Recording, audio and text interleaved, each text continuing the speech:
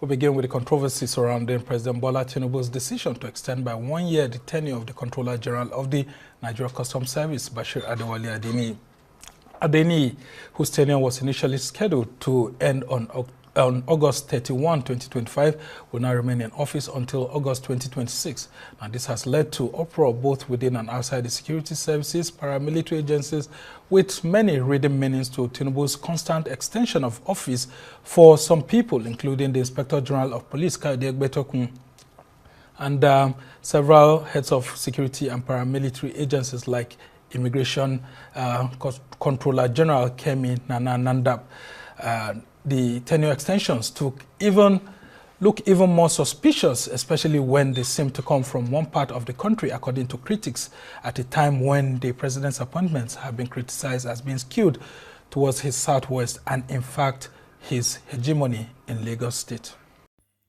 Hello everyone, welcome to my channel Telecast TV. I'm Mira Kwangala.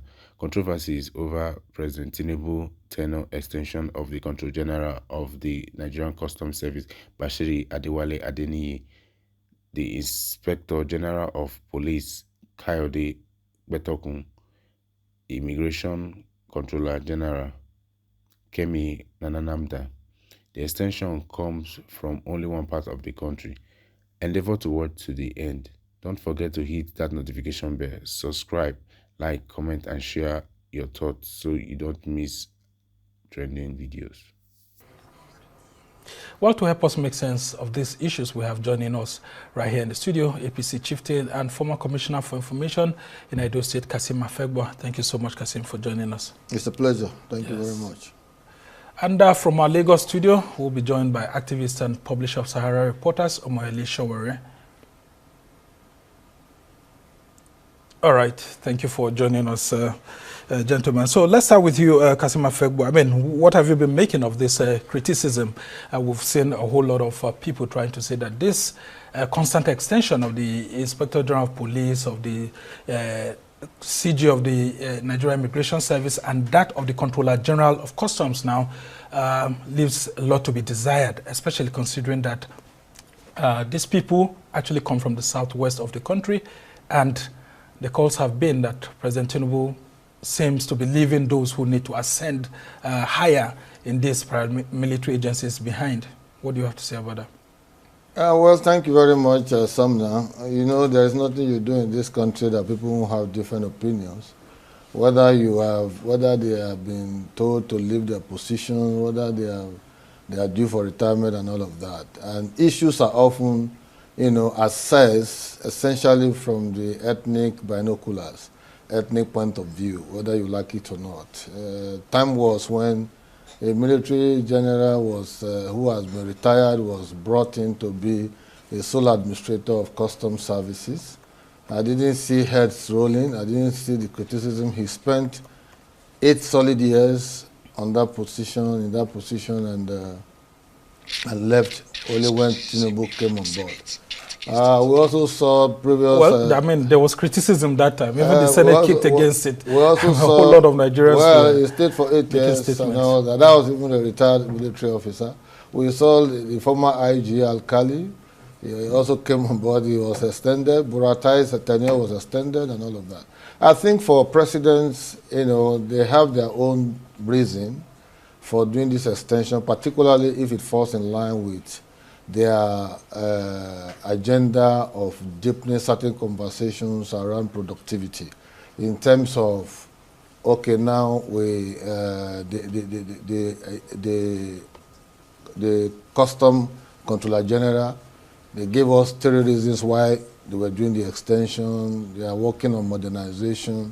They are working on the AFTA treaty and implementation of same, and they want it to be in sync with what they are doing, so that removing him would be like maybe the next person may not fit into that particular system. So in the next 1 year, it is hoped that he will have been able to respond, you know, to those issues. For me, I don't really see any problem, you know, extending tenure. Insofar, it is not beyond 1 year. All right. Yeah, well, the politics of it is what people have been looking at. Well, you see people will always read politics to everything. When you see, I've told you, Nigerian is seen from ethnic binoculars, north-south divide, at times south-west, southeast, north, and all. You will continue to have them. In as much as we are not able to balance the political algorithms of this country, the dichotomies and all of that, they will continue to rear their ugly heads. All right. I'm looking at a situation where somebody will say, oh, the man is not doing. If the man has been doing well, and there's a reason why the president needs to extend his tenure, he can do that. He has the power to hire and fire at any point in time. What if he tells him to go, and someone comes on board and they fire the person, then he say, come back and come and complete 1 year? What will you say? Well, you know, it's just a matter of having an open mind to ensure that we are able to create opportunity to deepen conversation around positive governance, good governance. All right, interesting perspective indeed. If they've done well, they deserve to be to have their tenures extended. I mean, that's your view. And I'll come to you, Showore. What do you make of all this extension? Because I mean, there's been an uproar with some people within the system, these paramilitary agencies like the immigration, the police, and now customs, saying that, look, it doesn't give room for elevation of those who have been there. I mean, there can't be only one good man. Others had to leave before these people were promoted. What do you make of all of that?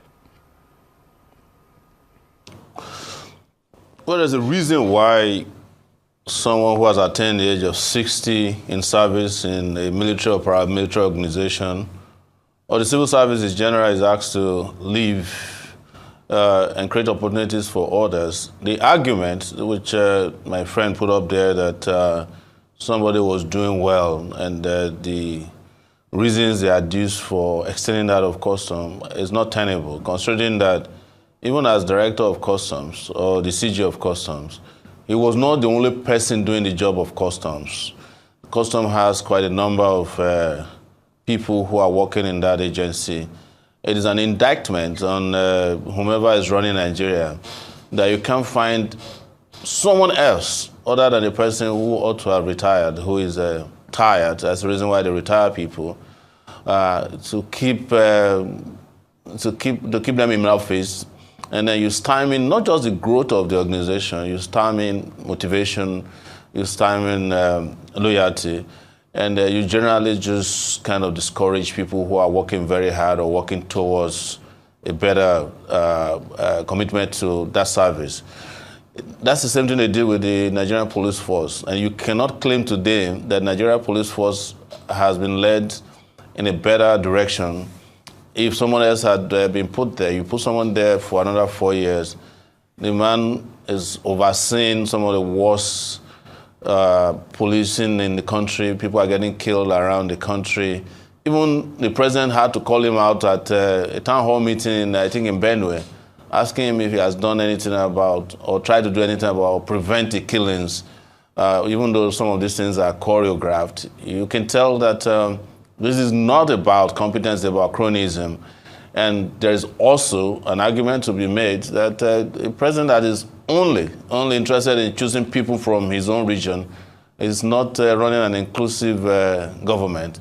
It shows that he can't trust anybody other than a person that has a Yoruba name, which is very, very sad. All these guys, you have the head of military, you have customs, you have police, you have immigration, all of them are Yorubas. That doesn't speak well of a country that's diverse as Nigeria. But we understand that it is all about cronyism. Anytime you see them extend the tenure of somebody, he's doing something for them that suits their own personal agenda. You can imagine the same thing wasn't extended to the guy in the fire service. I guess they don't have anything to benefit from the fire service. So, but you know, when it comes to this sensitive organization, police, customs, and those very juicy places, they don't play. All right, but Shawara, let's take a look at Bashir Adewale Adeni. I mean, he's got this very good CV that a lot of people have been saying, and he was recently elected to chair the World Customs Organization. And don't you think that President Tinubu could have been looking at it from that perspective, that look, removing this person by this time when he's chairing the World Customs body could actually affect Nigeria's image, and that, of course, this modernization project that is ongoing in the customs, that he looks pretty fit to be able to help drive this idea ahead of next year? The World Custom Organization is an NGO, and he's representing Nigeria. There is not in his private capacity as Adewale. So, if tomorrow you appoint a new custom guy, he will just sit on the seat. He's representing Nigeria, and these are not important positions. These are nominal positions. These are not positions that affect Nigeria in any way. It doesn't have any value. And the issue of modernization of customs, if you want to modernize the custom, you cannot look for a guy who has been in custom for how many years, who has never modernized it. So are you telling me that in the next 1 year, custom is going to become AI-powered by a guy who has been in custom for 35 years and didn't modernize it? He was never known until now. In fact, the only thing I know this guy about is hounding a journalist who was exposing corruption at the borders, smuggling. That's what he's known for, if you ask many Nigerians. Well, Shawara, he's been a spokesperson of the Nigerian Customs Service. I mean, a whole lot of people know him. I mean, you wouldn't say that you don't know him yourself. And I'm saying... being a spokesperson of Nigerian Customs doesn't make you competent Customs CG. Just like my friend here, he was Babangida's spokesperson for many years. Actually, would you appoint him as the president of Nigeria? Will you not be unfair? I'm talking about Afebua, you know. Will you not be unfair to say that Adeni is unknown? I mean, Kasim Afebua, you want to chip in? No, you see, well, talking very seriously. Not spokesperson. Adeni is a professional colleague. He's a fellow of the Nigerian Institute of Public Relations. I'm a member. And from his trajectory, he has put up very robust performance engagement, to the point that even Nigerian Customs are posting different figures now, very encouraging figures in terms of revenue. They have overshot their benchmark. And just to quickly tell you that the last time I checked appointments, northwest zone of the country has a higher number of appointees than the southwest. It doesn't mean that you may decide but what people have been saying is that the weight of the appointees from the south, specifically southwest, actually let me goes much more higher. You see, it is because of our corruptive mind that we see one appointment as weighty and the other one. Every organization, including the cleaner of that organization, plays a very important role in ensuring that that organization's goals and objectives are met. It is the same thing with Nigeria. Once appointments are given, you are expected to perform optimally to ensure that you deliver on the responsibility vested in you. You see, the point is, I saw the distribution, the graphic distribution recently of appointments. Northwest, by way of a manner of population, has the highest number of appointees, followed by Southwest, followed by North Central, followed by Northeast, then South-South, and Southeast. That's the pattern of distribution. I don't want to hear somebody tell me this one is weighty, this one is not weighty. And the juicy ones. The other juicy. Those are corruptive tendencies when people want to raise up sentiment. You see, just to make the point, with what Shawara is talking. Shawara has also extended his tenure from being chairman of his party since creation up to today. They have not done convention to change that. He's the presidential candidate every time, and is the chairman of the party all the time. So, I think Shawara, you would want to react. You would want to react to this. I mean, yeah, February is somebody. February is somebody I know very well. I knew him from our university. Shortly after university, so he's not a serious person on matters like this. So he knows I don't take him serious. Our party was created in 2018. By 2019, the party had been hijacked. We got the party back by 2022, 2 months before, by a court order. So the tenure of the ESCO that started the party doesn't expire until August this year, and we're heading for a convention. But he doesn't care about these things. He just that's why I say I don't take him serious on those matters. But we're talking about serious national issues now. Is it 8 years? No, he's not 8 years. No, it's not 8 years tenure. I just explained to you. This is why I tell you, you look very tired today. Maybe you are not assimilating very well. The party was created August 2018. Are you? Well, it was established August 18. By 2019, it had been hijacked. Yeah, so. He's saying that you've been and we still that is similar. I mean, shouldn't you be giving way for someone else? I mean, since it's all within 2019, it was a candidate for 2023. No, is the party decides its presidential candidates, not a February. Are you getting my point? So all right, guys, let's come back, gentlemen, to the issues at hand. I mean, we've seen these issues of extension brewing, especially that of the Inspector General of Police. And Shaware, I want to talk about the IGP. I mean, it looks like you have a personal issue with him. What exactly does it have to do? Are there personal issues, or you're actually out for the interest of the country? Because a lot of people started complaining about that extension. But when you bring the Police Act that was amended and what the Senate did, some people will say it looks like Ekweremadu is justified, I mean, based on the position of the National Assembly to continue to be in power. Although some people within the police force seem to be, saying, though they can't come out, that indeed it's actually painful for Ekweremadu to still remain in that position. You see, what the uniform that they put on lapsed at, when they reach the age of 60, or they've served for 35 years. So Ekweremadu tenure as a policeman expired in around August of 2024, September. Everybody knows that. His tenure extension has nothing to do with that.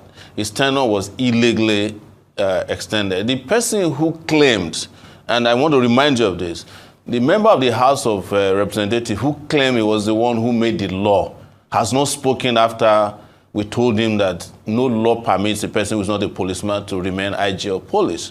So if you want to change the law, change it completely. And that means that anybody who is a Nigerian can become the IGP of police, just like you have in the FCC. Buhari tried it with customs. But when it comes to police, you have to be in uniform to be IGP of police. So they understand what they are doing. That is why they have not been able to defend. They keep defending it every year, because even the Attorney General of the Federation in 2024 said, we expect this man to retire. And after he was supposed to have retired and his tenure was extended illegally, they couldn't defend it. They haven't been able to defend it today. They haven't been able to defend it yesterday. As to whether I have personal issues with him, I don't have personal issues, but I have a problem with anybody in Nigeria who perpetrates illegality, regardless of who you are. Whether you are a military general, or you are Inspector General of Police, or you are a constable, if you are engaging in illegal activities just because you think you have the power to do it, or because you have the impunity of the state behind you, it will seem personal, because it will not stop until that is. And this applies also to the lady in immigration. She also ought to have retired. So extending the tenure of these guys is just perpetrating illegality, apart from the fact that you kill the morale of the younger officers who are supposed to be aspiring to become the best and get to the top. That is how it is done all over the world. You do not just use a fear because you are president to go and appoint somebody who is not supposed to be in charge of. Even Boy Scouts don't give the leadership of the Boy Scout to a person who has never been in the Boy Scout. It's always the oldest person in the Boy Scout that is the leader of the Boy Scout. So these are not just military organizations. These are sensitive security organizations in the country that ought to protect life and property. We can't play politics with these positions, because it affects us directly. And you know what Nigeria is in terms of security right now, because of these tired individuals who are parading themselves in corridors. Well, you are saying tired individuals, and I'm bringing Kassim Afegboa back. The president says he has confidence in these people, and that's why he's extending their tenures. And one thing that he's saying is that he will give them time to improve on the technology issues that they've been bringing into play. I mean, look at immigration, for example. There have been some works that have been ongoing with the Minister of Interior and all of that, and Kemi Nanandap are working towards that. But Shaware has raised an issue here. Is 1 year extension enough for them to be able to encapsulate all of this and make sure that these services, whether immigration or customs, are left better than they made them? Well, the problem with people like Sowore is the fact that he hasn't been in government. He doesn't know how government works. And so when he sees openings such as this, he will naturally go on the street to protest so that his relevance could be, noticeable and visible. But beyond that, the president who is sitting on that seat called president, and to a large extent, he knows exactly the kind of people he needs to achieve certain objectives, short-term, long-term, or medium-term, kind of. So when you come out and begin to say something is illegal, only a court of competent jurisdiction can declare anything illegal. So what I expect someone like him, who is a freedom fighter, if there are no abuses, freedom fighters will be out of job. If there are no observable. If there's freedom all over the world, for example, freedom fighters, you cannot always have freedom. So freedom fighters will be out of job. So the point I'm making is that the president exactly knows what he wants, or where he's taking the people, not where the people are taking him. President all over the world speak on behalf of the people. They act on behalf of the people. But Sowore says this may be linked to cronyism, that there's a growing level of cronyism under the Tinubu administration, and is targeted at uplifting those who are from one region. And this is what a lot of people have been saying. Isn't this going to be affecting the political capital of President Tinubu? No. You see, there is no scientific basis, there's no empirical basis on his assertion of cronyism, because I've just told you that the Northwest Zone carries the highest mark when it comes to those who have been appointed under the Tinubu administration. And judging by the population of voters, population of people in Nigeria, after the Northwest Zone, the Southwest follows. So then North Central before you talk about Northeast and South-South. So the point I'm making is that it is convenient for him to make his assertions, to make his condemnation, to make pronouncement and all that, but it's not the president. The president. But are you not worried that all these extensions are coming for people who come from one region? I mean, from the Southwest, and they're coming from one particular tribe within a multipolar country like Nigeria. No, if it is viewed that way, it is not an accident of history that they were also from the same geopolitical zone when they became Controller General. So he didn't appoint Adeni from the blues. He appointed on the basis of hierarchy.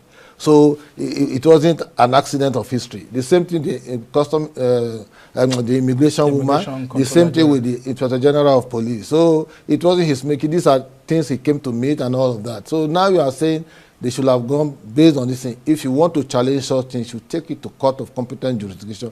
Let the court act on it based on the laws. So where lies the issue of political balancing? I mean, under former President Buhari, who is now late, I mean, there were these calls, especially from the South, that most of the appointments by Buhari in the military, paramilitary, were all skewed towards the North. I mean, so is it a turn of the South to actually reply? I mean, when we have a Southern president, do we have this happening? When you say skewed, if it is skewed and a particular zone is higher than Southwest, that is not skewed.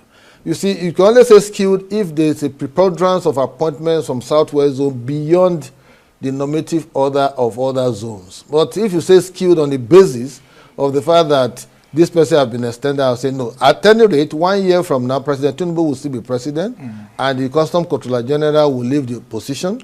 Another person will be appointed to that office or will take over that office. The same thing with other positions, the immigration woman and all of that.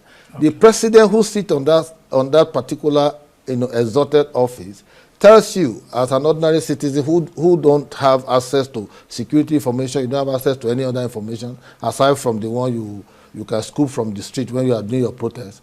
He's telling you that head of this person will help me to complete A, B, C, D that has been outlined in this effort, and this is what we want to see Custom do. And Custom has been generating more revenue than before. Let them bring it to a conclusive end so that at the end of the day, at least they will have achieved a particular objective. 1 year from now is not too much a thing. August next year, the president will still be president whether you like it or not. All right. And so he's still going to be president till 2027. Then his mandate will also be renewed to 2031. So I hope Sowore will not say that his party has been hijacked hijacked again because he's still going to be the candidate, presidential candidate of his party. I mean, that's it's a perennial well, Shore, as we try to round off this conversation, where does the issue of presidential discretion actually lie within this context? Because the presidential powers are there, the president has the power to do it. Do you sense any form of abuse? Could there be anything better? How can the National Assembly help to curtail if there are any abuses of such powers in the future? Well, we're not running a monarchy. So this idea that because the president is president of a country, he can't be challenged is the worst form of presentation I've ever seen anyone who believes or who claim that we are running a democracy say. And that a court of law is the only place where you can resolve such an issue is absolutely hubris. But, you know, like I said when you first brought Afebwa on this show, Afebwa himself is tired. He needs to retire from repeating the same nonsense every year on this show shows. This is what they do. This is how they make a living. But you know, all he said was nonsense. You need to watch your words. I mean, if you retire from being a perennial candidate, I will also retire. What I can tell you is that there's no way I'm hiring you to be my spokesperson, because you won't fit into the ideas that can take this country to the next level. But I'm a realist. I don't do all daydreaming. You are daydreaming. What is the meaning of realism going by what you do? You know, one day you are in Delta States, the next day you are a perennial candidate. All right, gentlemen. Shore, just go straight to the issue. Yes. I hope the conversations that we need to have is about how to make the country work. This country is broken. Everybody understand that. He presented the president as someone who's seen a security report every day. Does this country look like a country governed by people who are reading security reports? It shows to you that they don't understand how to govern a country. And what we keep saying is that we must get to a point where people who are competent are governing a country of 200 and something million people. What we have now is just people doing try and error. It's try and error to put somebody in charge of digital development of customs when he has a year to go. Nobody does that. It's try and error to ask the IG of police to keep running a country where there's no security, where the police is done. I had to go and fight on behalf of policemen last week.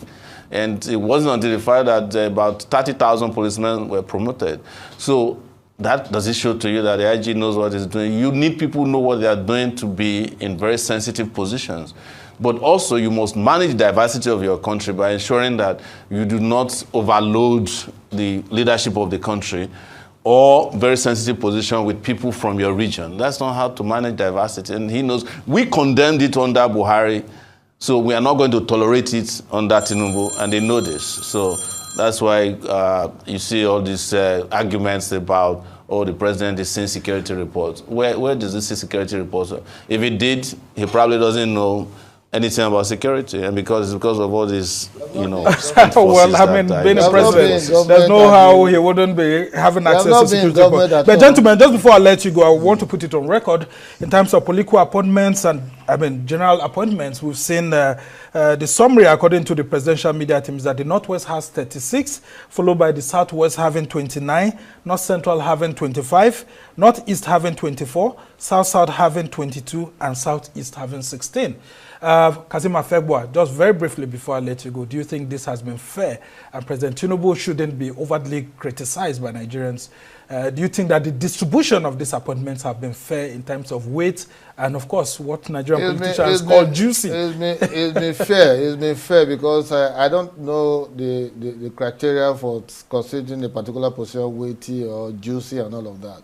Those are corruptive tendencies of people who want to. Any position you are given and all that, you have to ensure that you perform optimally and ensure and help the president to realize his objectives and what have you. Like Showore, who is looking to become president of Nigeria, I won't be a perennial candidate. I will have to look at the optics, whether it favors me or not and all of that. That's part of what I was saying. It is not just to be answering presidential candidate every now and then. and then you are the chairman of your party, you are the presidential candidate at every time, you say they hijack it, and you are sitting down, they were hijacking it. What were you doing? So the point is that if you don't have the capacity to manage a party, you can't just be coming and condemn everything every time. So all right. Well, we'll just do hope that the appointments will continue to go around and maybe even get to you yourself, Kasim Afegwa. I don't have to be in government for me to make my voice heard. Well, your last shot, Showore, on this matter, just before I let you go.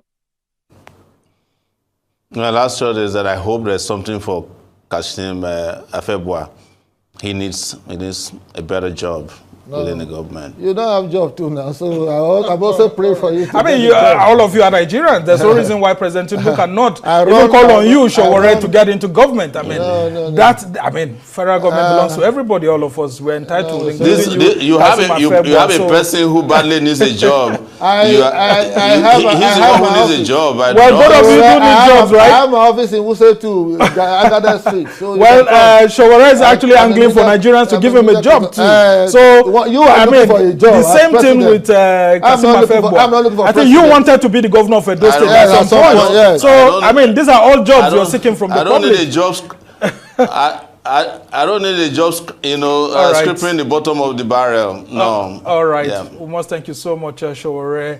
Omoyele Showore is the publisher of Sahara Reporters and is an activist and has been the former presidential candidate of the African Democratic. I mean, I'm beginning to say African Democratic Congress. Because his party is largely unknown. So not really unknown. Not really unknown. I mean, he's been a presidential candidate over the years. I don't know the party. Do you know the party? Do you know the party? What is the name of course, party? Definitely, we do. It's African Action Congress. Yes. AAC, yes.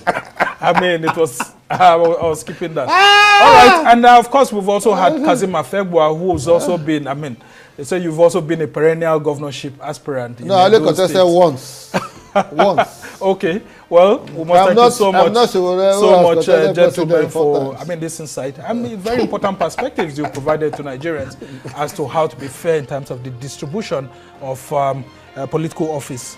Thank you so much for joining us.